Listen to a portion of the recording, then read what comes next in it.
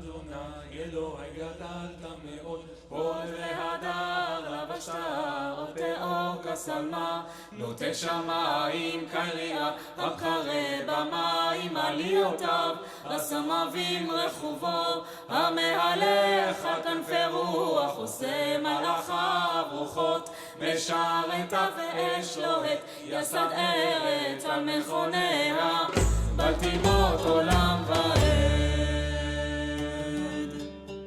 Die Ou Testament is in Hebreëus geskryf, 'n taal wat slegs uit 10,000 woorde bestaan en sommige woorde baie maal vele betekenismoontlikhede dra. Om jou te help om die Hebreëus van die Ou Testament te ontsluit, bied ons in die 3de kwartaal 'n woordskool aan oor 4 aande, waar ons daardie woorde gaan bespreek en in die Bybel gaan naslaan. Indien jy jou kennis van die Bybel wil verbreed sodat jy die betekenis daarvan beter gaan snap, is hierdie woordskool vir jou bedoel. Die woordskool is Dinsdae by Moederkampus en begin om 7 uur op 18 en 25 Augustus en 1 en 8 September. Daar is geen kostes aan verbonde nie.